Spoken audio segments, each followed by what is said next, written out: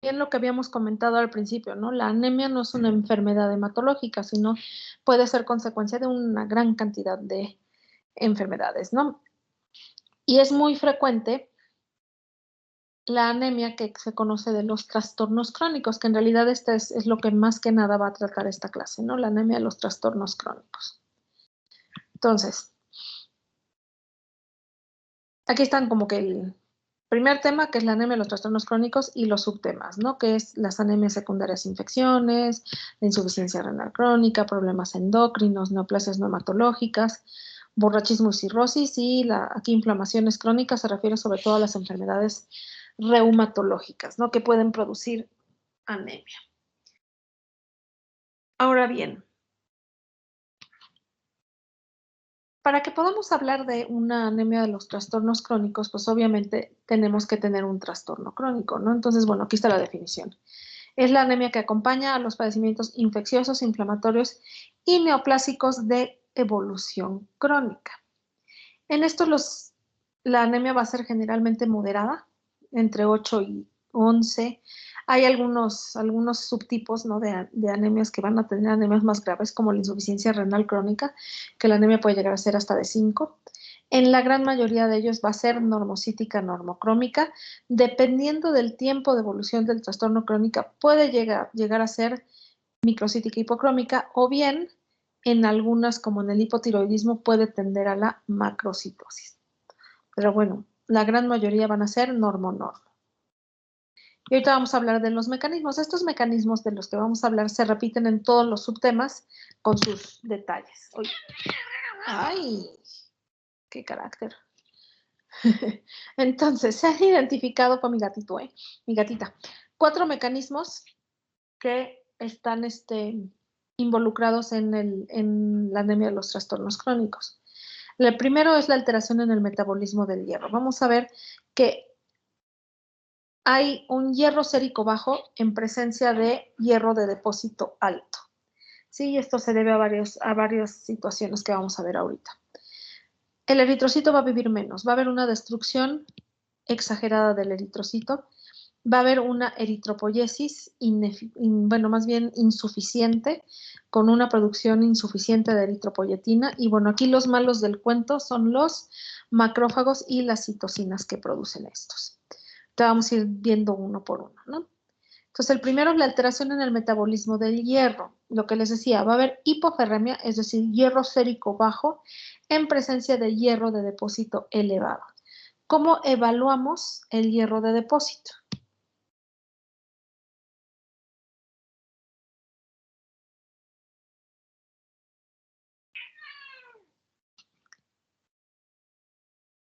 ¿Cómo sabemos cómo alguien tiene su hierro de depósito? A ver, ¿quién se acuerda?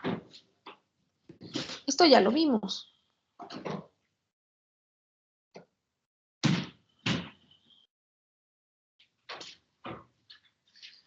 ¿Nadie?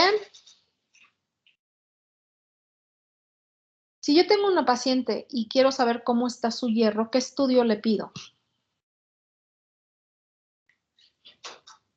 ¿Lo podríamos ver con la ferritina, doctora? Exactamente, muy bien. Precisamente la ferritina. Recuerden que la ferritina es el que me va a reflejar cómo están mis depósitos o los depósitos de hierro.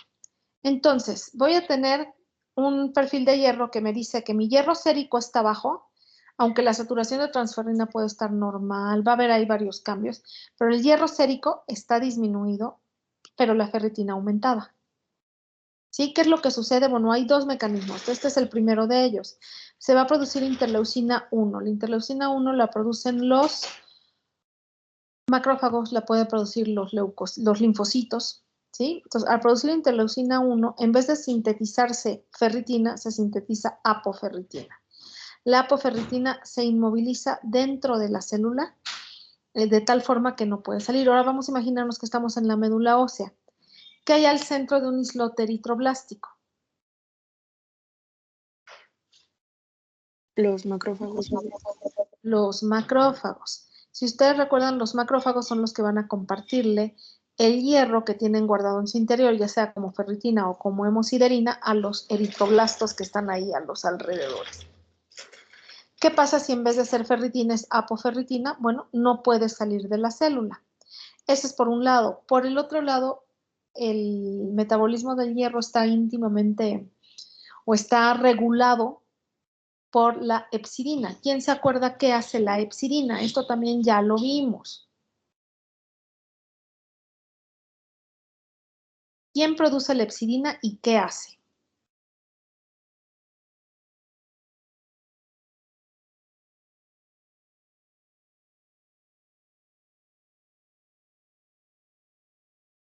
Lo vimos cuando vimos el hierro, el ¿La metabolismo. produce el hígado, doctora? Produce el hígado. La produce el hígado. ¿Y qué es lo que hace la hepsidina? ¿A quién degrada? Regula el metabolismo del hierro. A ver otra vez, ¿qué dijiste, Brenda? Soy Dan. Ay, Regula el metabolismo del hierro. regula el metabolismo del hierro, sí, lo regula, pero ¿qué hace en sí? Degradar a la ferroportina. Exactamente, degrada a la ferroportina.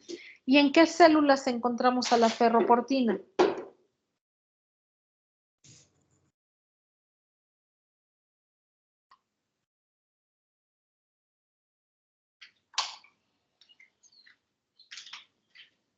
¿En qué células encontramos a la ferroportina? ¿Quién se acuerda? Intestinal. En células intestinales. Las células intestinales en el enterocito a nivel del duodeno. ¿Y en qué otra célula? Era una... Macrófagos. ¿En dónde? Los macrófagos, Macrófagos. En los macrófagos. Entonces, si ustedes recuerdan, lo que hace que se produzca la hepsidina es inflamación o aumento en la ferritina. Se produce la hepsidina y la hepsidina degrada la ferroportina. Si estamos en los macrófagos de la médula ósea, que tienen la hemosiderina y la ferritina guardada y la ferroportina está degradada, ¿qué va a pasar?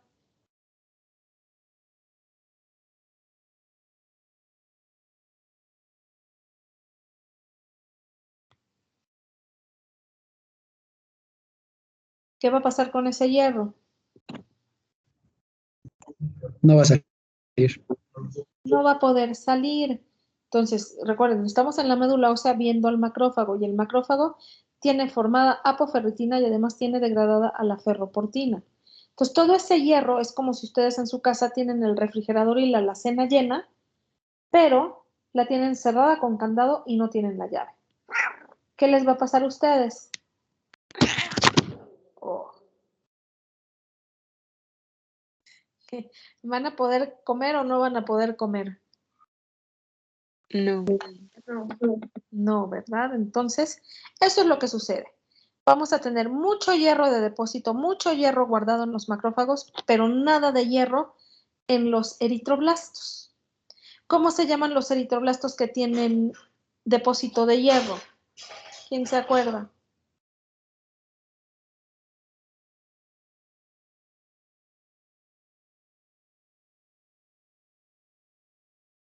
¿Nadie?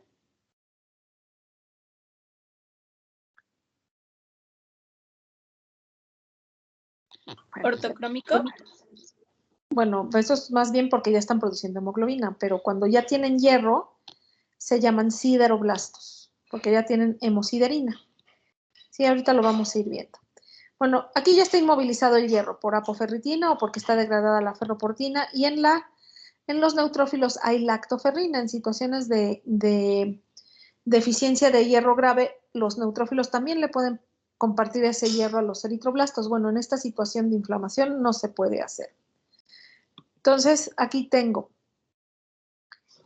que va a haber lo que ya habíamos dicho, hierro sérico bajo con una capacidad de fijación de la transferrina normal o disminuida, un índice de saturación de transferrina normal, puede estar la transferrina baja, pero va a haber concentraciones altas de ferritina. En la médula ósea voy a ver mucha hemosiderina en los macrófagos, pero no voy a ver sideroblastos.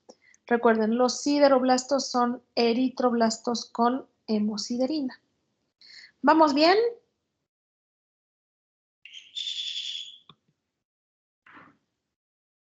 Sí, doctora. ¿Alguna Sí, duda doctora. de por qué se queda el hierro encerrado? Ay, para el otro lado. Doctora, ¿se le llamaría como un secuestro? Exactamente, el hierro está secuestrado dentro de los macrófagos. Es una buena forma de verlo.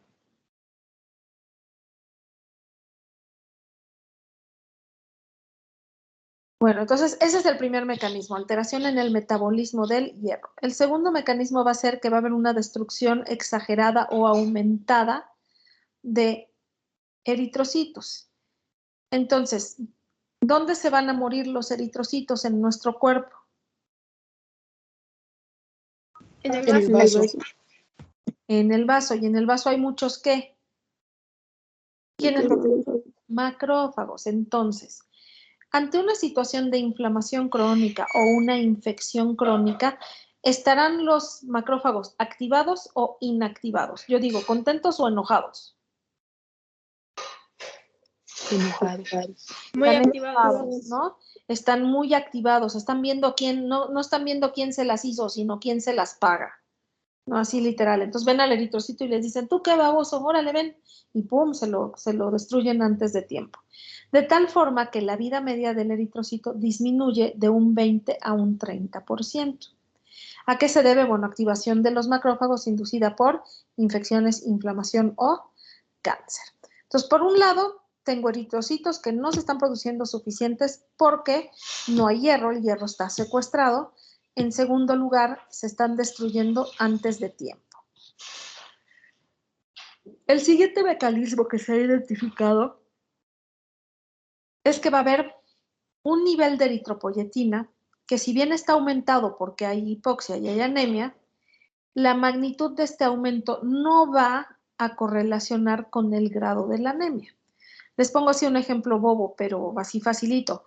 Vamos a decir que un paciente que tiene 8 de hemoglobina debería de tener 12 de, es un decir, son números que se me ocurren ahorita, 12 de eritropoyetina. En un paciente con una infección crónica, con un trastorno inflamatorio crónico, que tiene 8 de hemoglobina, al estar inflamado su riñón, solamente va a producir 6 en vez de 12 de eritropoyetina. Entonces, si bien sí se está produciendo eritropoyetina, no se está produciendo al nivel que debería de producirse, tomando en cuenta la anemia que tiene el paciente. Eso por un lado. Por el otro lado va a haber muchas citocinas, ¿no? Interleucina 1, factor de necrosis tumoral, interferón gamma, todas esas citocinas inflamatorias que ustedes ya bien conocen, ¿cómo se comportan en la médula ósea? Como factores que Inhibidores de la metapoiesis. inhibidores. Entonces todo pasa. Tengo menos eritropoyetina que la que debería de tener tomando en cuenta el grado de la anemia, y por el otro lado, mi célula madre está inhibida. Todo esto sumado me va a llevar a una insuficiente producción de eritrocitos por parte de la médula ósea. Entonces, ya son ahora, ya son 3 cosas, ¿no? El metabolismo del hierro está alterado, tengo el hierro secuestrado, mis eritrocitos se están destruyendo antes de tiempo, la respuesta y la cantidad de eritropoyetina no es la normal. Y por último, el cuarto, bueno, ¿quiénes son los malos del cuento? Ya habíamos dicho, ¿no? Los macrófagos. Finalmente, si ustedes se fijan, se hace como un círculo vicioso.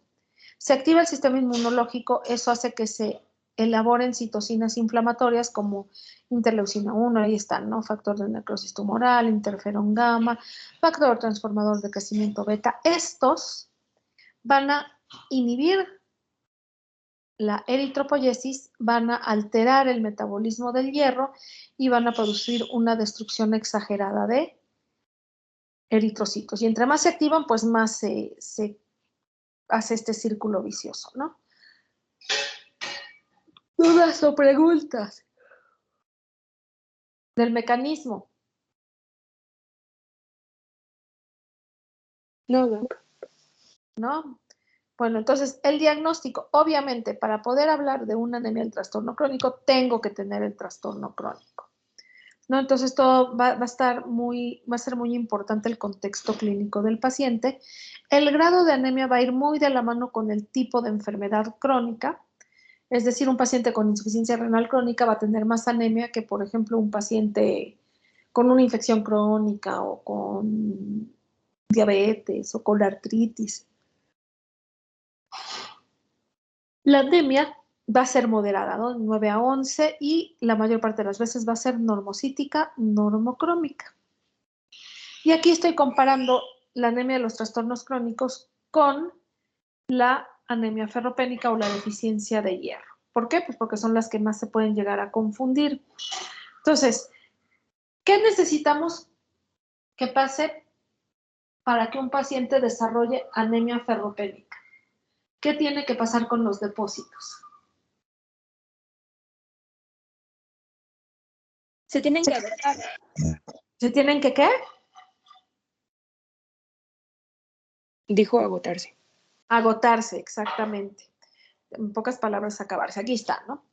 La ferritina en la deficiencia de hierro está baja y en los trastornos crónicos está normal o alta, pero en ambas el hierro sérico va a estar disminuidos. Las demás no me importan mucho, las que sí quiero que recuerden muy bien es que el hierro sérico en la deficiencia de hierro y en el trastorno crónico van a estar disminuidos, pero la ferritina en la deficiencia de hierro va a estar baja y en los trastornos crónicos va a estar normal o alta. Si lo queremos ver en la médula ósea, la hemosiderina, el hierro de depósito en los macrófagos en la deficiencia de hierro va a estar bajo o ausente, a diferencia del trastorno crónico que va a estar aumentada. Y los sideroblastos, acuérdense, los sideroblastos son eritroblastos con hierro.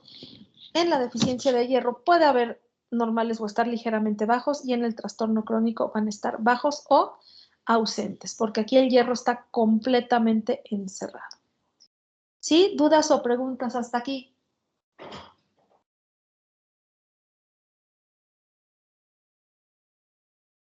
¿No? Ok. No, doctora. Ahora el tratamiento. Obviamente, si no mejora la enfermedad de base, es decir, el trastorno crónico del que se trate, llámese lupus, artritis, diabetes, hipogonadismo, una neoplasia no hematológica, lo que ustedes quieran, ¿mejorará la anemia? No. No, ¿verdad? Tengo que tratar el trastorno crónico. Luego peleaba yo con el reumatólogo que estaba en San Alejandro, porque me decía, doctora, quítale la anemia. Y yo le decía, pues contrólele el lupus. ¿No? Y ahí nos peleábamos. Solamente vamos a administrar hierro en caso de que encontremos una ferritina baja. Aquí, aunque haya hierro sérico bajo, no voy a administrar hierro. Puedo administrar eritropoyetina, es muy eficaz y muy buena, vamos a llamarle, en enfermedades autoinmunes, en algunos tipos de neoplasias por la quimioterapia, mejora bastante la anemia y voy a dejar la transfusión sola y exclusivamente cuando haya anemia que origina descompensación cardiorrespiratoria, lo que conocemos como cor anémico, que causa hipotensión, disnea, ¿no? Todo eso, entonces sí transfundo. Si no, vamos a decir que es un paciente con insuficiencia renal crónica y trae 7 de hemoglobina. ¿Qué le ponen? ¿Eritrocitos o eritropoyetina?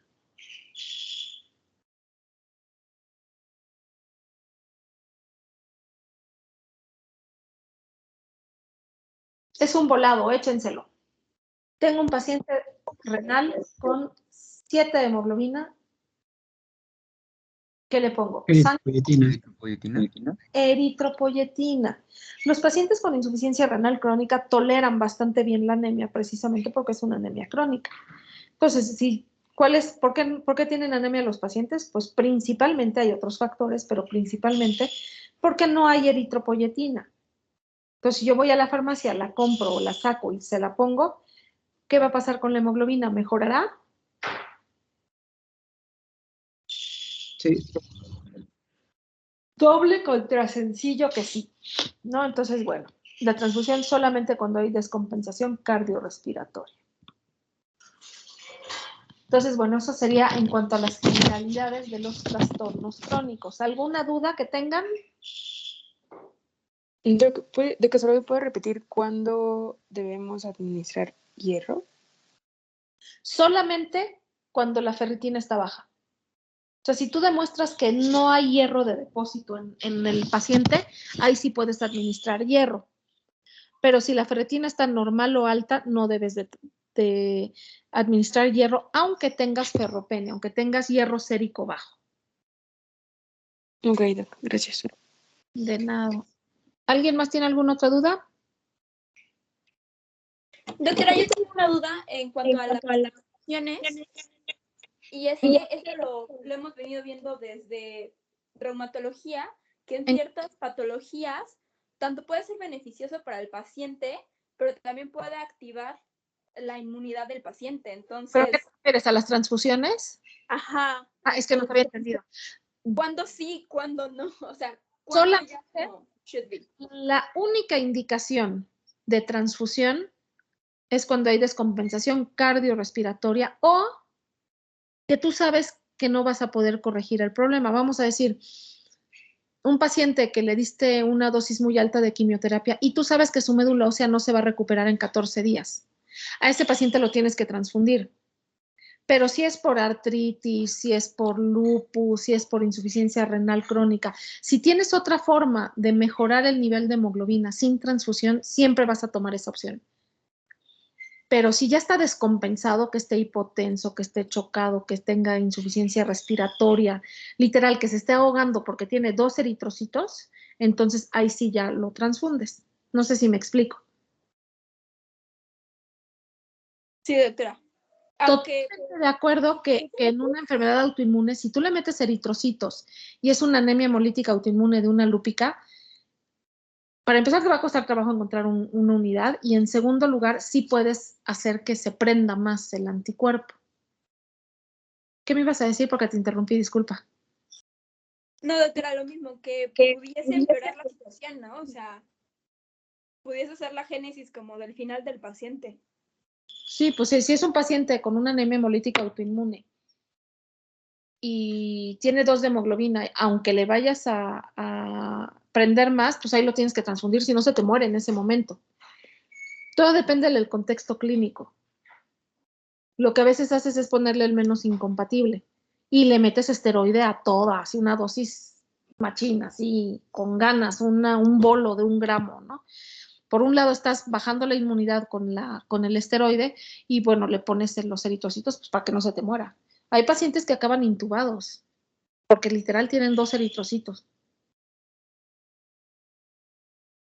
Entonces, ahí, como en todo en medicina, riesgo-beneficio. Todo tiene un riesgo, pero ¿qué va a ser más, el riesgo o el beneficio? ¿Sí me explicó? Sí, doc. Muchas Ok. gracias. De nada. ¿Alguien más tiene alguna otra duda? Doctora, ya no entendí por qué no puede salir el hierro. ¿Por qué está alterado el metabolismo del hierro? Ajá. Porque por un lado se está produciendo interleucina 1, la interleucina 1 hace que se sintetice apoferritina en vez de ferritina y eso hace que se inmovilice intracelular, la apoferritina no puede salir. Eso por un lado y por el otro, ante un panorama de mucha inflamación o ferritina elevada, se produce hepsidina. La hepsidina degrada la ferroportina. La ferroportina la podemos encontrar, además de en la membrana del enterocito del lado basal en el duodeno, también la podemos encontrar en los macrófagos. Es la puerta del hierro. Si tú degradas la puerta, encierras al hierro dentro de los macrófagos. Entonces, literal, los macrófagos están llenos de hierro y los eritroblastos están afuera como un niño pobre en dulcería, así viendo por la ventana, que el hierro está allá adentro y no hay forma de que salga para que ellos puedan sintetizar hemoglobina. ¿Sí me explicó? Ok, sí. Gracias, doctora. De nada. ¿Alguien más tiene alguna otra duda?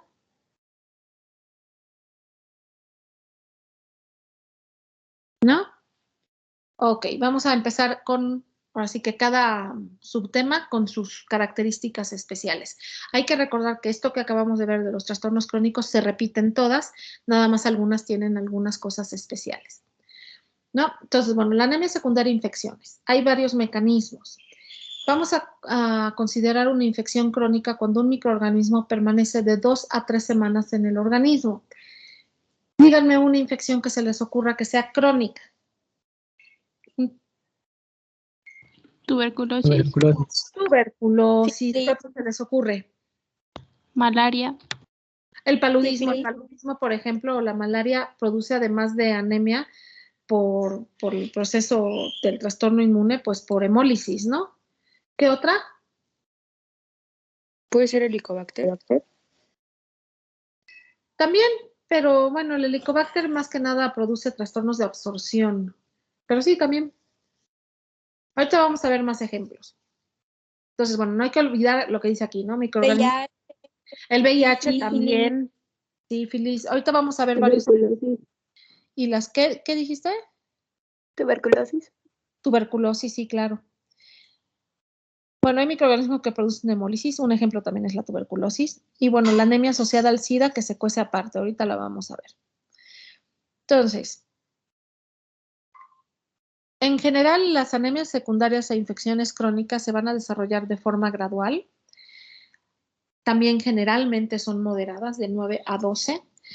Obviamente la infección produce fiebre y la fiebre es catabólica, produce pérdida de peso.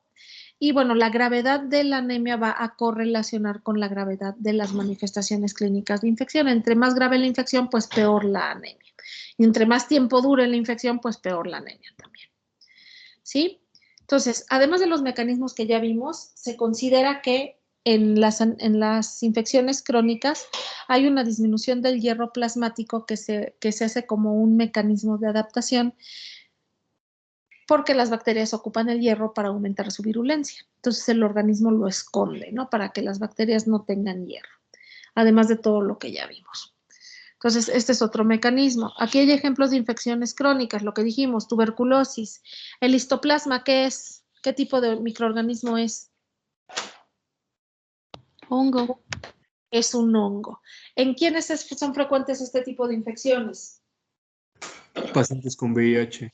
Pacientes con VIH súper frecuentes y hacen unas histoplasmosis que hasta en la médula ósea encuentras histoplasmas. Y bueno, también gente que trabaja con aves, que está en contacto con las heces de las aves o de los murciélagos, como decía mi sobrino. ¿Mandé? Ese hongo es el criptococo. No, no, sí, no. Ah, No, sí, ahí dice. el histoplasma. Ah, ok. Me tocó ver un paciente con VIH cuando estaba yo en Acapulco, que me tocó mi base, que tenía adenomegalias, o sea, parecía linfoma y tenía anemia y así horrible. Cuando le hice la médula ósea y le hicieron una biopsia de las adenomegalias, era histoplasma, tenía histoplasmosis, ¿no? Entonces es súper frecuente en los pacientes, eso sí hay que pensarlo en los pacientes con VIH. ¿Qué es un empiema?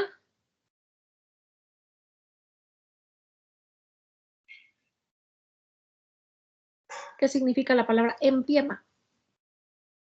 Un acúmulo de pus Acúmulo de pus. ¿En dónde? en el espacio pleural. Exactamente. Entonces, generalmente, ¿qué sucede primero? Un paciente tiene una neumonía, ya sea por staph o por bacterias gram negativos, pasa la neumonía y se desarrolla el empiema, ¿no? Entonces es una infección crónica. Igual una meningitis por TB, por criptococo, ahí está el criptococo, ¿no? Infecciones urinarias. Hay pacientes o situaciones clínicas en las que hay muchas infecciones urinarias. Además de las embarazadas, ¿quiénes más tienen infecciones urinarias crónicas?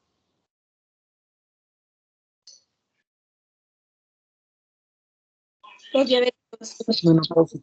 Yo le digo los diabólicos, exactamente, los diabéticos y sobre todo los diabéticos mal controlados, que es lo más frecuente de los diabéticos, pueden tener infecciones de vías urinarias, pueden tener el famoso pie diabético, ¿no? Que todas son infecciones crónicas, endocarditis. Las endocarditis pueden producir hasta vegetaciones ahí en el corazón, peritonitis. Los pacientes con cirrosis pueden hacer peritonitis espontánea, son los pacientes con hemodiálisis, con diálisis peritoneal, perdón, abscesos intraabdominales, osteomielitis, bueno, son todas, y aquí está el VIH también, ¿no? Son ejemplos de infecciones crónicas. Ahora, en cuanto a los microorganismos que producen hemólisis, ¿qué tiene este eritrocito aquí adentro?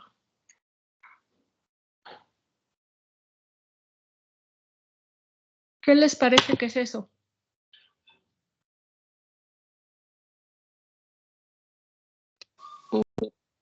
Un cuerpo de inclusión. ¿Pero qué? No es un cuerpo, es un microorganismo. Es un parásito, ¿no? Los Es un estadios plasmodium. de Trypanosoma cruzi, ¿no? Bueno, este es un plasmodium. Ah, Pero sí. también también el otro puede producir, también invade, pues. Pero este sería el ejemplo más frecuente. Este es un plasmodium. Sí, entonces, ¿qué le va a hacer el plasmodium a esto o a este eritrocito al final de todo su ciclo? Lo va a alisar. Citólisis. Lo va a alisar, exactamente. Entonces, finalmente, la anemia en este tipo de infecciones va a ser consecuencia de la acción directa del agente infeccioso en contra del eritrocito. También el plasmodium consume hemoglobina, ¿no? Entonces, por eso es la anemia. Aquí hay ejemplos, lo que decíamos, ¿no? Plasmodium, Toxoplasma, Leishmania, Trypanosoma, bacterias Bartonella, Clostridium, Vibrio cholera. La tuberculosis puede producir hemólisis, puede producir en la tuberculosis miliar hasta anemias hemolíticas autoinmunes con CUMS positivas, ¿no? Entonces la tuberculosis sí es brava. Por el paludismo en específico, ya sabemos que hay zonas endémicas aquí en México, en Haití, en Centroamérica. Además de la fiebre y la ictericia, bueno, la anemia es la manifestación también más común y el grado de anemia va a ir de la mano con el sistema inmunológico y el estado nutricional del paciente. Es decir, entre más desnutrido y más amolado, pues peor va a ser el grado de anemia. Sí, y aquí tenemos el ciclo de vida del que estamos hablando del eritrocito. Aquí está esto es fuera del eritrocito en los hepatocitos, este es en el eritrocito. Finalmente, conforme se va reproduciendo, va a destruir al eritrocito, ¿no? Y produce cuadros de hemólisis bastante graves. Hay varios tipos de plasmodium, ya sabemos, el vivax y el ovale le gustan los jovencitos, es decir, los reticulocitos. Al malaria le gustan los eritrocitos viejitos o maduritos y al falciparum ese agarra parejo. ¿Sí? Puede hasta invadir a los eritroblastos. ¿Cuál es el más virulento, por llamarle de alguna forma? El falciparum. El falciparum, exactamente. Es el más, vamos a llamarle ojete. Bueno, el paludismo ya dijimos, produce hemólisis, ruptura del eritrocito e ingestión de hemoglobina. Otro ejemplo de anemias hemolíticas por invasión directa del iba a decir virus, pero no, del parásito, es la bartonelosis o fiebre de Oroya, que es un protozoario flagelado, ¿no? Lo transmite el mosquito Phlebotomos. La tuberculosis es de las más agresivas y más, vamos a llamarle, feas. Perdón, es que moví la mesa para acomodarme mejor. Entonces, la tuberculosis, si invade la médula ósea, puede producir pancitopenia, va a producir reacción leucemoide o lo que conocemos como patrón leucoeritroblástico. ¿Qué quiere decir esto? Que vamos a ver eritroblastos y leucocitos inmaduros, es decir, mielos, metamielos, promielos en la sangre periférica, y esto se debe a la invasión del Mycobacterium tuberculoso a la médula ósea. Y en situaciones de tuberculosis miliar, bueno, puede producir anemias hemolíticas graves, CUMS positivas. Es un agente inductor, le llaman. Bueno, esa es la tuberculosis. La asociada al VIH también está. El 15% de los pacientes que son solamente portadores pueden tener anemia, esto sobre todo asociado al tratamiento. Los antirretrovirales, uno de sus principales efectos secundarios, es anemia. Una vez que aparecen las manifestaciones clínicas, este porcentaje de los pacientes con anemia sube a 35% y ya con el síndrome bien establecido se considera como tal el 80%. Entonces la anemia es una constante. Hay varias causas. Pueden ser por infecciones oportunistas como es la de Mycobacterium avium intracelular, que le gustan los eritroblastos, entonces produce también depresión de la eritropoiesis. falta de maduración de los precursores eritroides, como ya vimos, por infección por parvovirus B19. Acuérdense que es la de la cachetada, y si en un inmunocomprometido, pues le va peor, ¿no?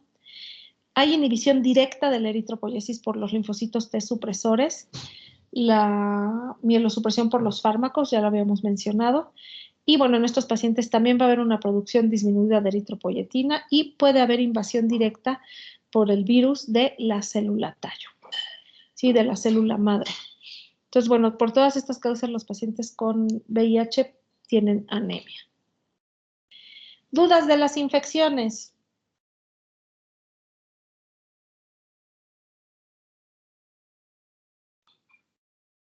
¿No? No, Doc. Ok, vamos a pasar con la insuficiencia renal crónica. Ya sabemos que los pacientes con insuficiencia renal crónica va a ser una manifestación constante la anemia, y esto se debe a la falla de la función, sobre todo endocrina del riñón. ¿Cuál es la función endocrina del riñón? La producción de eritropoyetina. Exactamente. Ese sería el factor mayor, ¿no? La falta de eritropoyetina. Recuerden que cuando no hay eritropoyetina, ¿qué hace la unidad formadora de colonias eritroides o las progenitoras unipotenciales? ¿Qué les pasa si no hay eritropoyetina?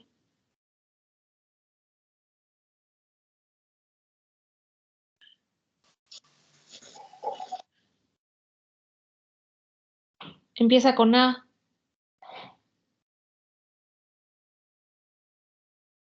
Y termina con Entonces, apoptosis, exactamente. Entonces, bueno, esa es la falla endocrina y ese sería el factor mayor. Hay factores menores, como problemas con el metabolismo del hemo por el aluminio. Hay varios, ahorita los vamos a ver. No importa, ahorita regreso aquí, no importa la causa de la insuficiencia renal crónica.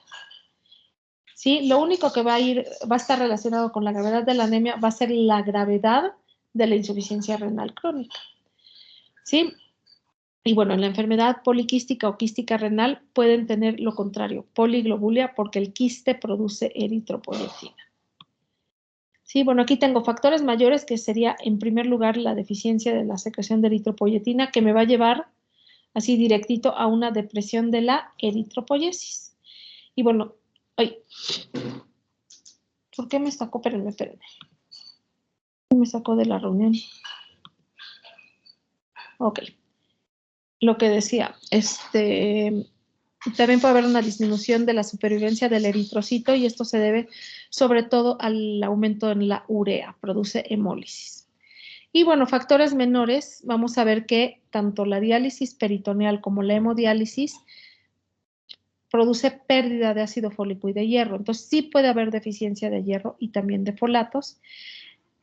Hay hiperparatiroidismo con mielofibrosis y bueno, la toxicidad por el aluminio. Ahorita vamos a verlo.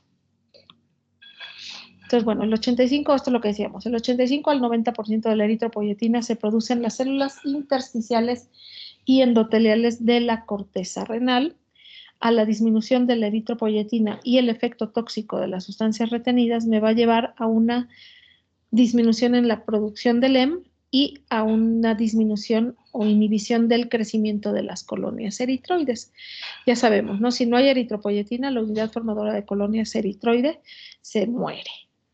Y bueno, va a haber un aumento en la hemólisis de origen extracorpuscular, sobre todo por las sustancias retenidas como es la urea, ¿no? El eritrocito ya no vive lo que debe de vivir, sino disminuye 50 a 66% su sobrevida. Esos son los factores mayores. Los factores menores, bueno, deficiencia de hierro. Para empezar, la urea también produce, la hiperuricemia produce, no la urea, produce alteraciones en la hemostasia, trastornos hemostásicos, y hay sangrado tubo digestivo. Entonces, hay pérdidas gastrointestinales, y la diálisis peritoneal va a consumir entre 5 y 6 miligramos al día de hierro. ¿Cuánto es lo normal que perdemos de hierro al día? ¿Quién se acuerda? 1 miligramo. 1 a 2 miligramos. Entonces, ¿consideraríamos 5 a 6 miligramos una pérdida? Sí. Ahora, estas dos cosas me pueden llevar a un balance negativo prolongado del hierro, ¿no? Es una anemia por deficiencia de hierro. Entonces, a estos pacientes hay ocasiones que sí se les da hierro. Y bueno, también la diálisis peritoneal consume folatos. Y acuérdense, los folatos tienen unos depósitos muy lábiles. Y bueno, el exceso de aluminio. Empieza la proteína transportadora de metales divalentes, empieza a meter aluminio. La transferrina se confunde todita y empieza a transportar aluminio. Y también hay problemas con el EM, ¿no? El aluminio se empieza a incorporar al EM y eso no funciona, ¿no? No es hierro. Todo eso va a llevar a más anemia. Aquí me equivoqué, es hiperparatiroidismo secundario, me produce supresión de la eritropoyesis y fibrosis de la médula ósea. Hay pacientes que les tienen que quitar las paratiroides para que dejen de tener el hiperpara. Bueno, los datos clínicos y de laboratorio, obviamente va a haber un síndrome anémico. La quilemoglobina puede disminuir hasta 5, entre 5 y 10. Entonces va a ser astenia, dinamia, palidez, ¿no? La anemia aquí siempre va a ser normocítica, normocrómica y siempre va a ser arregenerativa. El tratamiento, bueno, de la insuficiencia renal per se, pues obviamente el trasplante renal es el único tratamiento, pues curativo entre comillas. Un riñoncito te dura, si te cuidas mucho, entre 5 y 10 años. Entonces, bueno, sí mejora la función renal. En cuanto a la anemia, vamos a decir que no tengo quien done el riñón. Bueno, entonces para mejorar la anemia le vamos a dar eritropoyetina. Ahí está la dosis, 50 a 150 unidades por kilo de peso 3 veces por semana. Si es eritropoyetina recombinante, la normalita. Hay otras eritropoyetinas como la darbepoyetina, la eritropoyetina beta, la eritropoyetina teta, así se llama, no es chiste, suena muy chistoso, pero así se llama, que tienen otras dosificaciones. Esta es la convencional. Y bueno, dice ahí suplementación racional de hierro y folatos, como ya vimos, ¿no? Que puede haber deficiencia. ¿Alguna duda o pregunta de la anemia en la insuficiencia renal?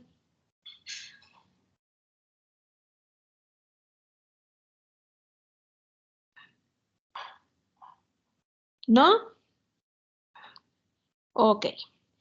Vamos con los trastornos endocrinos y metabólicos. El primero es el hipotiroidismo. ¿Qué pasa con los hipotiroideos?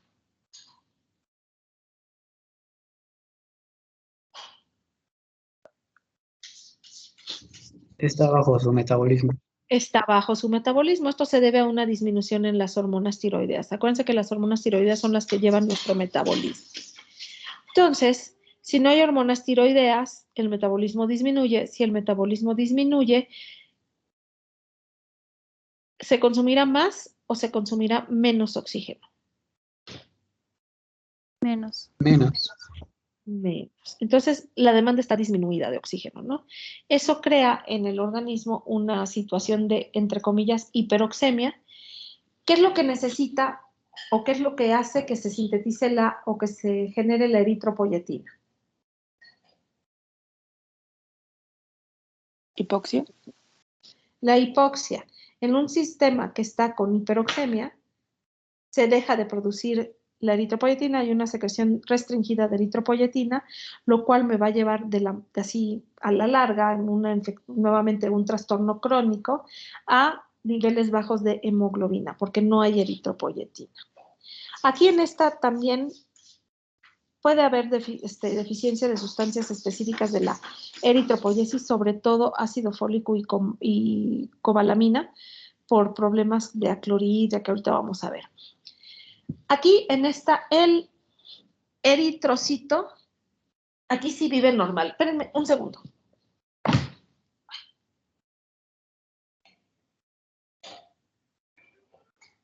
ver.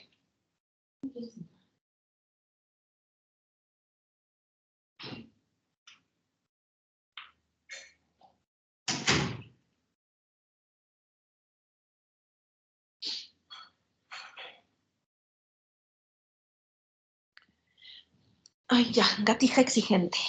Ok, entonces la supervivencia del eritrocito es normal. El transporte de hierro, o sea, el recambio del hierro, o sea, lo que estamos movilizando de hierro de nuestros depósitos va a estar disminuido. ¿Por qué se les ocurre que sea esto?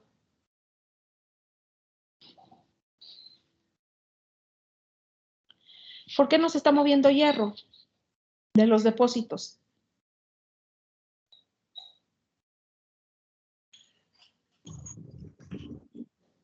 Por el bajo metabolismo no está pasando. Exactamente, el organismo dice, pues ni estoy haciendo eritrocitos, pues no lo mueve de los depósitos, ¿no? Entonces esto se debe a falta de eritropoyesis.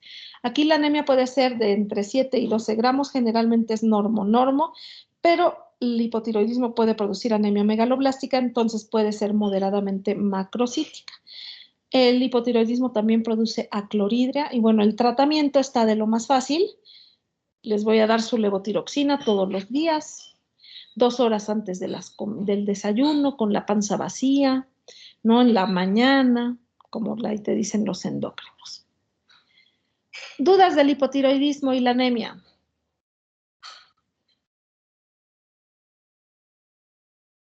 ¿No? Bueno, No, vamos a la diabetes, ¿no? La diabetes mellitus. Entonces, bueno, los diabéticos, como bien sabemos, tienen niveles de glucosa elevados en la sangre. ¿Por qué se eleva? Bueno, porque ya no tienen insulina. ¿Sí? Entonces antes los diabéticos iban al doctor, pero ¿qué pasa justo antes de la cita del doctor? ¿Qué hacen los diabéticos? Unos 3, 4 días antes de los laboratorios. No comen o comen muy bien. Exacto, se portan ejemplares, ¿no? Yo no tomo coca, soy diabético. Hoy no voy a comer pastel, tampoco galletas. ¿No? Entonces, ¿qué era lo que sucedía? Bueno, se hacían los laboratorios y en ese momento la glucosa estaba bien. Pero al poco tiempo desarrollaban alteraciones o complicaciones, perdón, la palabra correcta, complicaciones de una diabetes tardía o de una diabetes no controlada, como es insuficiencia renal, todo lo que ya sabemos, neuropatía, todo eso. Entonces, tuvimos que idear una forma de cachar a los pacientes mentirosos, porque los pacientes mienten, por pena, por desconocimiento, por lo que quieran, mienten. Entonces, ¿cómo le hicimos? Pide su hemoglobina glucosilada. Exactamente. Entonces, la hemoglobina glucosilada me va a dar el promedio de aproximadamente 3 meses del nivel de glucosa. ¿Por qué se glucosila la hemoglobina?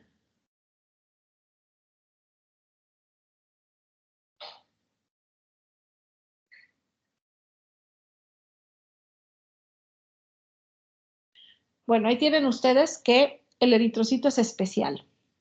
¿Están de acuerdo que todas nuestras células para que entre la glucosa requieren de insulina? ¿Sí o no? sí, doc. Sí. Todas menos el eritrocito. La insulina entra, la glucosa entra independientemente de la insulina. Podemos tener 0 de insulina, la glucosa va a seguir entrando a nuestros eritrocitos.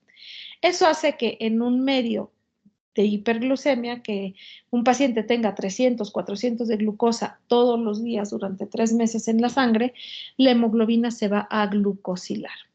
Entonces ahí, por un lado, no los cachamos, pero esto trae sus problemas. La hemoglobina glucosilada va a producir cambios en los eritrocitos y va a disminuir su supervivencia. Entonces el eritrocito con hemoglobina glucosilada vive menos. Esa es una causa de anemia. Las siguientes son pues todas las complicaciones, ¿no? La insuficiencia renal, si no tiene insuficiencia renal, entonces tiene infecciones crónicas como infección de vías urinarias o la pata diabética. ¿Por qué el paciente diabético no va a buscar al médico y ya tiene la pata negra? Ya se le murió el pie. ¿Por qué no va al doctor? Por la Porque- neuropatía que tiene. Por la neuropatía, no le duele, ¿no? Entonces se ve la pata y dice, híjole, está re fea y huele feo, pero no me duele, ¿no? Y si voy al doctor, seguro que me la van a querer cortar, ¿sí o no?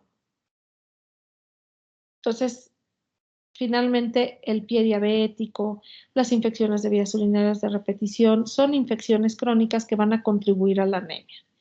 Y así como hay neuropatía periférica, hay enteropatía diabética.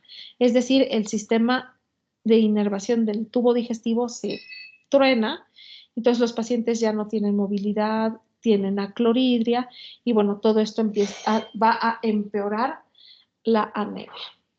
¿Sí? ¿Dudas de la diabetes? No, doctora. Muy bien, vamos con los trastornos endocrinos. El primero es el hipogonadismo. Chicas, para que todas estemos tranquilas, leamos lo que está aquí. Dice, el hipogonadismo en la mujer no causa cambios en la eritropoyesis. Entonces, ¿quiénes se tienen que preocupar? Pues los hombres, ¿no? Si recuerdan, siempre dijimos, los hombres tienen más hemoglobina que la mujer. ¿Por qué? Porque la mujer tiene Pérdidas menstruales. eso por un lado, pero no es la única razón. Otra de las razones es que la testosterona estimula a la eritropoyesis.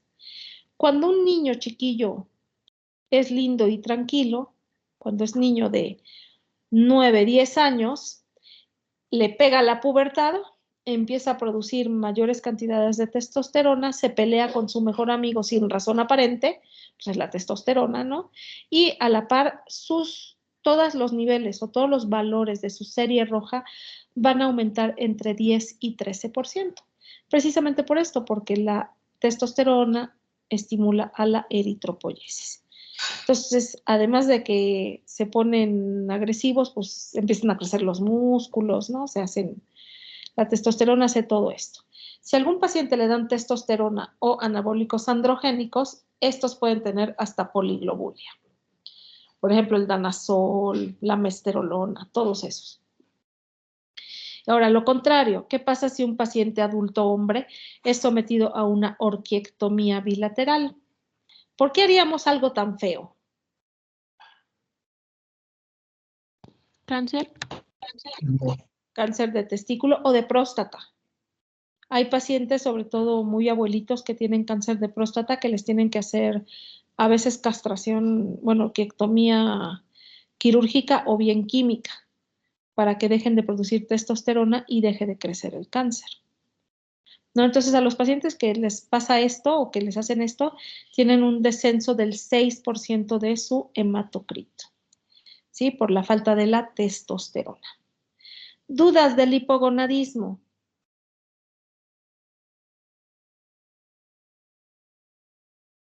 No, doc. Ok, muy bien. Ahora vamos con las neoplasias hematológicas. Esta está fácil. Un paciente que tiene un tumor en su colon o en su recto, ¿qué síntomas presenta inicialmente? ¿Cómo lo sospechamos o cómo nos damos cuenta que algo anda mal?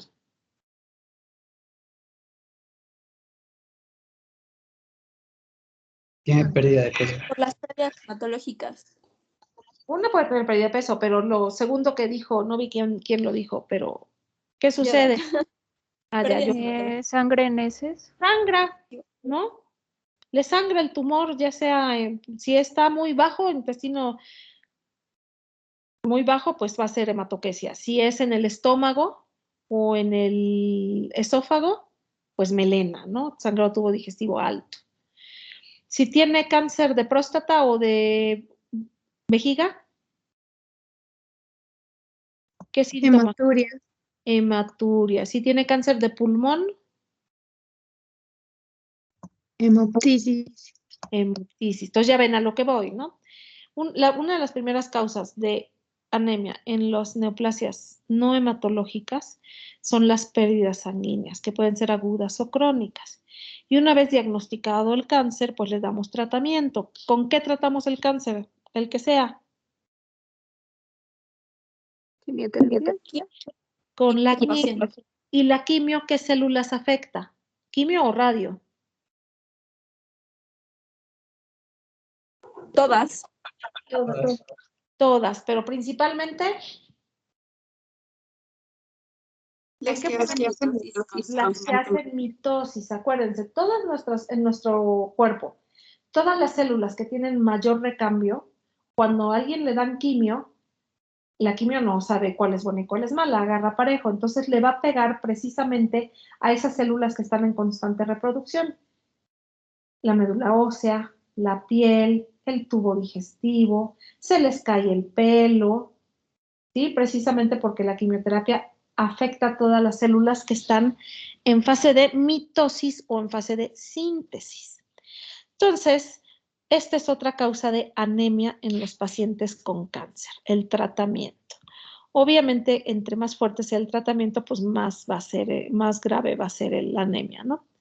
Entonces, bueno, las hemorragias ya las habíamos mencionado. Es el primer signo de la enfermedad, sobre todo en tumores gastrointestinales, ginecológicos, pulmonares y urinarios. Hay tumores que pueden sangrar, sobre todo el tumor de ovario y de hígado, que son quísticos, pueden tener sangrados intratumorales, y los sarcomas también tienen quistes, ¿no? Los sarcomas son muy, muy, muy, muy feos, casi ni hay tratamiento. Y bueno, lo que decíamos, efectos secundarios del tratamiento, ¿no? Mielosupresión, así se llama. Cuando damos la quimioterapia y les da anemia, trombocitopenia y neutropenia, se llama mielosupresión. O bien, la misma quimioterapia causa alteraciones citogenéticas y eso hace que los pacientes tengan mielodisplasia. Entre más fuertes sean las quimios, pues peor es el riesgo de esto. Y bueno, la anemia, los trastornos crónicos. No hay que olvidar que también los tumores producen factor de necrosis tumoral, interferón gamma, todas esas citocinas que son inhibitorias. Bueno, tantito peor si el cáncer se mete a la médula ósea, lo que llamamos mieloptisis. Los que más se afectan son, ay, perdón, la próstata, el pulmón y mama. Son los que más se meten a la médula ósea. Como les dije, van a producir un patrón leucoeritroblástico, es decir, vamos a ver en la sangre periférica eritroblastos. Ay, me pica mi garganta.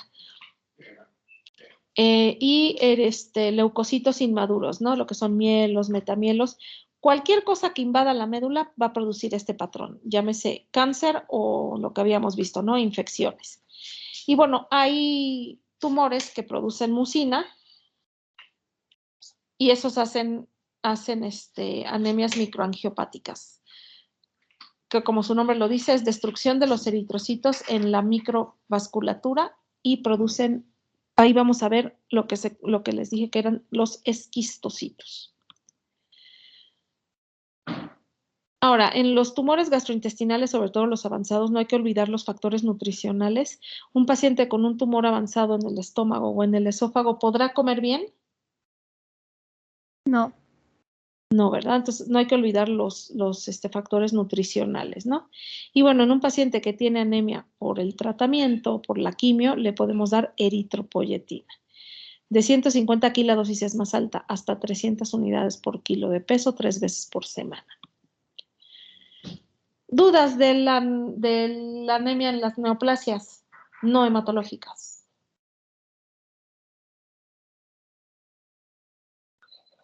No, ¿No? ¿Vamos bien? Ya casi acabamos, ya nada más nos faltan 2. El alcoholismo. Si ustedes recuerdan, cuando vimos las anemias megaloblásticas, vimos como una de las causas de anemia megaloblástica el alcoholismo, ¿no? Los pacientes con anemia alcohólicos van a tener una anemia macrocítica. La mayor parte de las veces va a ser una anemia megaloblástica debido a deficiencia de folatos. Obviamente un paciente alcohólico tiene una alimentación mala, no va y come verduras y frutas amarillas, ¿verdad? El hígado pues está dañado, entre más se acerque a la cirrosis, pues va a tener más alteraciones del metabolismo, almacenamiento disminuido y excreción aumentada de folatos, interferencia con el ciclo enterohepático. Todo esto me va a llevar a una anemia megaloblástica. Como aquí el problema no es tanto el hierro, sí va a haber sideroblastos. Si lo llevamos a lo más grave, que sería la cirrosis, bueno, vamos a tener que además de lo que ya habíamos dicho, ¿no? La deficiencia de los folatos, los sideroblastos, vamos a tener que los pacientes pueden sangrar. Cuando alguien tiene cirrosis hepática, ¿qué pasa con la vena porta? ¿Ocurre hipertensión portal? ¿Y qué consecuencias tiene la hipertensión portal? Muy bien.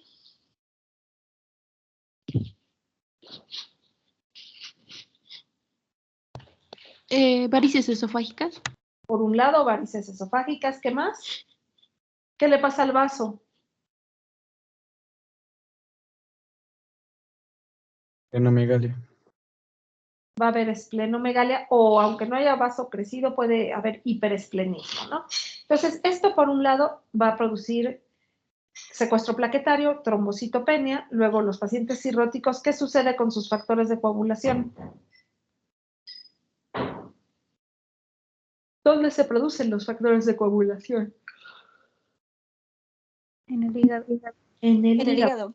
Entonces, los pacientes con cirrosis van a tener deficiencia de múltiples factores de coagulación, no tienen plaquetas, se comen una tortilla dura, pasa a traer la varices esofágica y moco, se viene una hemorragia del tamaño del mundo, ¿no? Si alguna vez han estado en urgencias y les haya tocado ver un paciente cirrótico que llega por sangrado de varices, es un espantoso, o sea, vomitan de verdad así, pura sangre, ¿no? Les puede bajar la hemoglobina de tener 12 a tener 3 en unas horas, ¿no? Porque sangran muy aparatoso. Entonces, finalmente, los pacientes cirróticos son una hemorragia esperando a suceder, ¿no? Por todas estas situaciones que les comento. ¿Dudas de los cirróticos y de los alcohólicos?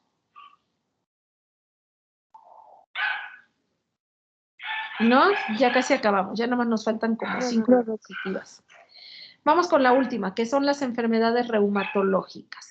¿Qué tienen en común la artritis reumatoide, el lupus, la dermatomiositis y la esclerodermia?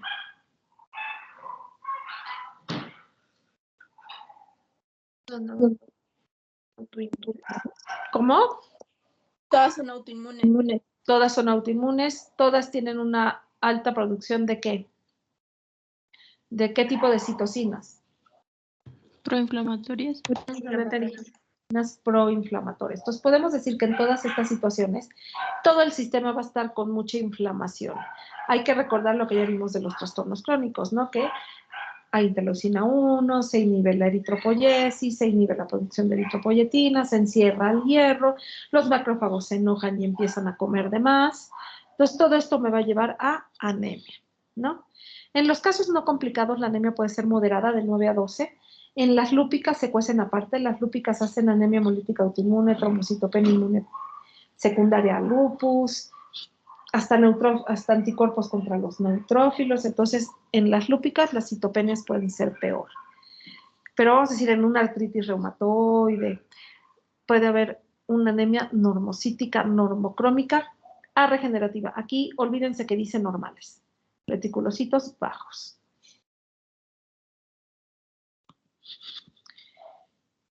Y bueno, otros mecanismos de anemia, bueno, ya dijimos, ¿qué les dan a las pacientes con artritis para que no le duelan sus articulaciones? AINES. Ay, les da glucocorticoides, los glucocorticoides producen unas gastritis espantosas, entonces puede haber hemorragia gastrointestinal. En el lupus ya les dije por autoinmunidad las citopenias. En la artritis reumatoide puede haber deficiencia de cobalamina y de folatos. Y si les damos metotrexate, ¿qué hace el metotrexate? Aplasia medular. Bueno, más que aplasia, ¿a qué inhibe? O sea, sí, pero a la enzima que activa el ácido fólico, ¿no? La dihidrofolato reductasa. Entonces, todo esto me va a llevar a que los pacientes presenten anemia. El tratamiento, bueno, obviamente la mejoría de la anemia va a correr paralela a la mejoría del trastorno autoinmune, ¿no? Si mejora el lupus, pues mejora la anemia. Si mejora la artritis, también mejora la anemia. ¿Podemos dar eritropoyetina? Sí les va bastante bien y esto estamos corrigiendo el problema de una producción insuficiente de eritropoyetina y la eritropoyesis inhibida, ¿no? Y bueno, el hierro y a otros hematínicos lo voy a dar solamente que compruebe, sin lugar a dudas, que hay deficiencia de estas vitaminas. Es decir, mido los niveles séricos de ferritina, mido los niveles séricos de folatos, de cobalamina, y con eso ya veo si requieren o no requieren de tratamiento. Y esta es la última. ¿Alguna duda o pregunta?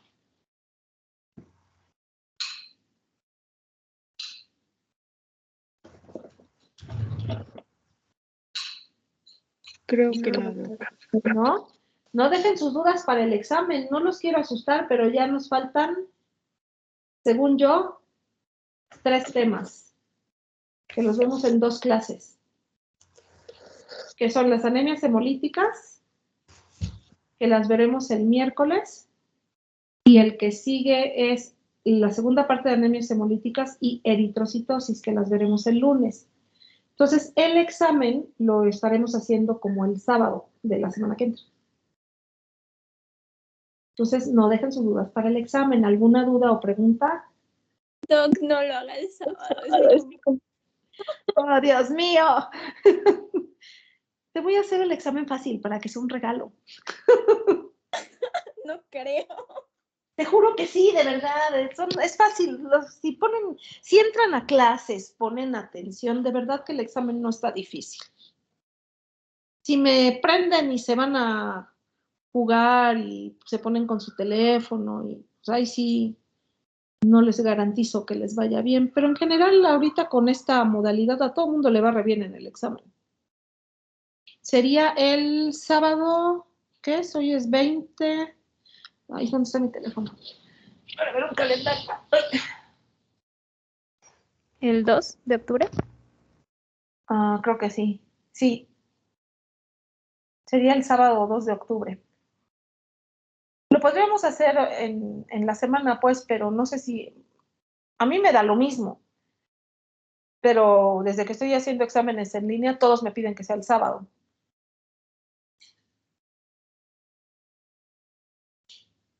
No sé ustedes. ¿Eh? ¿Está bien qué?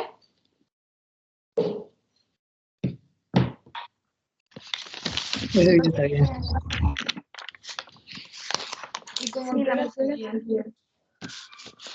Normalmente lo ponemos o a las 10 o a las 12.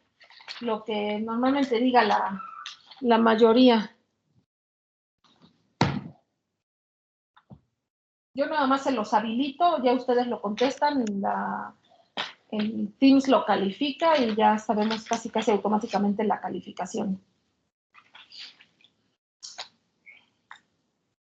Doctora. Bueno, no lo tenemos que decidir en este instante, así es que váyanlo pensando. ¿Qué pasó?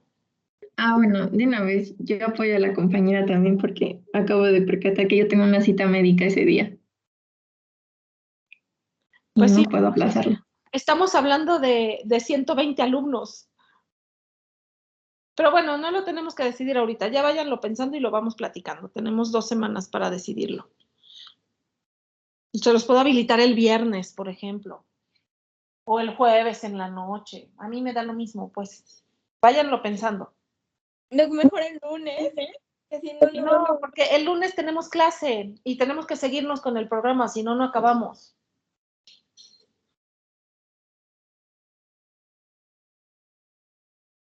O sea, lo mejor es hacerlo a una hora que no tengamos clase para que no nos atrasemos en la clase. Y les doy 1 hora para contestarlo. Bueno, 1 hora y media, para que vean que no soy gacha. Bueno, lo vamos platicando. Les paso lista. Acametitla. Hola, buenas noches. Presente. Buenas noches. Aguilar González. Presente, doctora. Alarcón Morales. Hola, buenas tardes. Presente. Andrade Velasco. Presente, doctora. Barbosa Torres. Buenas noches. Presente, doctora. Cadena Zapata. Presente. Buenas noches, doctora. Carrión Bonilla. Presente, doctora. Contreras Betanzo. Presente, doctora. Guasiti Zárate. Presente, doctora. Da Silva Pérez. Aquí, doctora. Tardón Arroyo. Presente, doctora. Dávalos Pérez. Presente, doctora. Buenas tardes.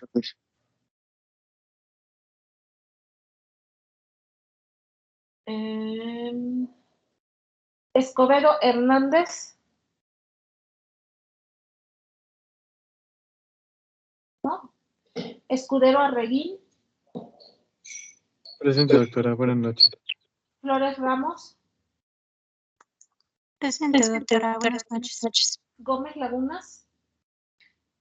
Presente, doctora. Hernández Maldonado. No, espérenme, me salté a González Delgado. Presente, doctora. Hernández Maldonado, ahora sí. Presente, doctora. Buenas noches. Hernández Márquez. Presente, doctora. Buenas noches. Hernández Reyes. Presente, doctora. Buenas noches. Landeta de la Cruz. Presente, doctora. López Rocha. Presente, doctora. Buenas noches. Luna Hernández Alejandro, ya vi que no tienes micrófono. Martínez Reyes Guadalupe. Buenas noches, doctora. Mendoza Calvo Celia. Presente, doctora. Buenas noches. Mirón Mendoza Rubén. Presente, doctora. Buenas noches. Morales Oquiapa Juana. Presente, doctora. Buenas noches. Moreno Vargas Mario. Buenas noches, doctora. Presente. Nolasco Evangelista. Presente, doctora. Páez Juárez. Presente, doctora. Pineda Reyes. Presente, doctora. Quiroz Romero. Presente, Buenas noches. Ramos Calixto. Presente, doctora. Buenas noches. Rueda Pinto. Presente, doctora. Buenas noches. Salazar Villanueva. Presente, doctora. Buenas noches. Salvatori Jiménez. Presente, doctora. Buenas noches. Tehuitzil Cordero. Presente, doctora. Buenas noches. Trejo Lázaro. Presente, doctora. Vázquez Donado. Presente, doctora. Vázquez López. Presente, doctora. Buenas noches. Ahora vamos con el otro grupo y es de la Canal Hernández. Presente, doctora. Buenas noches. García Escalante. Presente, doctora. Buenas noches. Es Illescas González. Presente, doctora. Buenas noches. López Huerta. Presente, doctora. Buenas noches. Machorro Torres. Presente, doctora. Martínez Lugo. Presente. Ontiveros, Hernández. Presente, doctora. Rodríguez Caamaño. Presente, doctora. Rodríguez Gómez. Presente. Rojas Jiménez. Presente. Serna López. Presente. Torres Lastra. Presente, doctora. Buenas noches. Valencia Jiménez. Presente, buenas noches. Vega Salinas. Presente, doctora. Buenas noches. Celis Cervantes. Presente, doctora. Buenas noches. Y Luna Ricaño. Presente, doctora. Buenas noches. Ok.